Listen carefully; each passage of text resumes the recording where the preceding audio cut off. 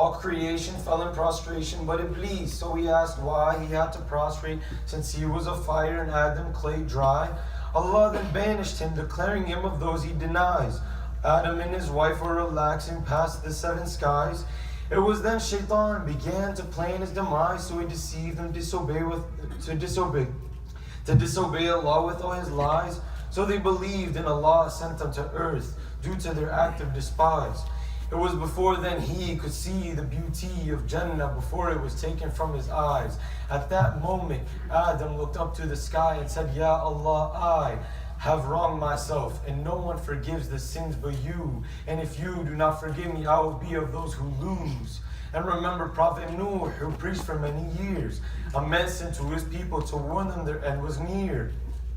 If they did not believe in the Tawheed and his deen, if only they could see the unseen that was part of Nuh's yaqeen.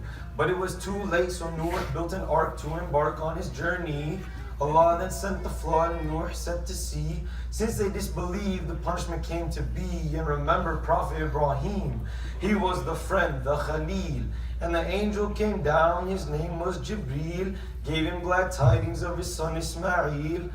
But shortly after that, he had to put them in the desert all alone, in a place of no vegetation, nor a human, nor a bone. The sacrifice he made perfectly shows the qualities he owned. He was told to slaughter his son and obeyed with no doubt, set out to do it knowing his route. The last time he was with him, it was only in and out. He didn't end up killing him, but wallah, he would have done it.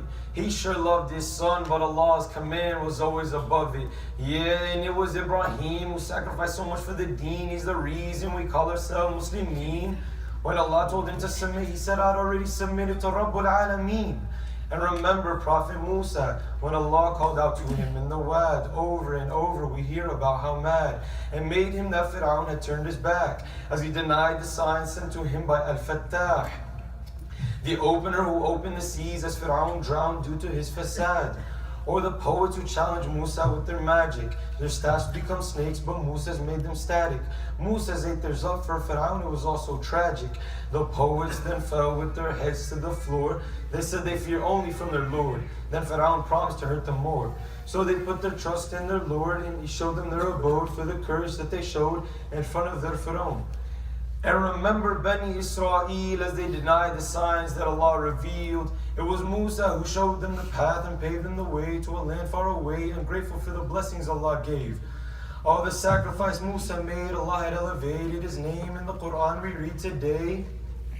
And remember Prophet Isa, known as a miracle baby, born from a pious and chaste lady. And of his miracle signs, he could revive the dead to alive and wipe the face of the blind. He was the curer of the sick, but it wasn't no trick. They thought that he would die in an attempt to crucify, but instead Allah rose him above the sky.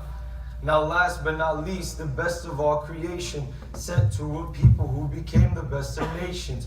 Lost his mother and his father as an orphan raised. His name is Muhammad, the one who's most praised. But there's a reason we say his name every day. It's all about the sacrifice he had to make. Illiterate Al-Ummi couldn't read, couldn't write, praying to his Lord in the middle of the night. The time he could see Jibreel as he came to be and told him read. He said he couldn't read, so Jibreel squeezed him till he couldn't breathe. Ran to no other than Khadija, his wife. This was the beginning of his prophethood life. It was then it began, hardship and sacrifice. Although the kuffar were rude, he was always so nice. Many examples of his kindness, not just once or twice.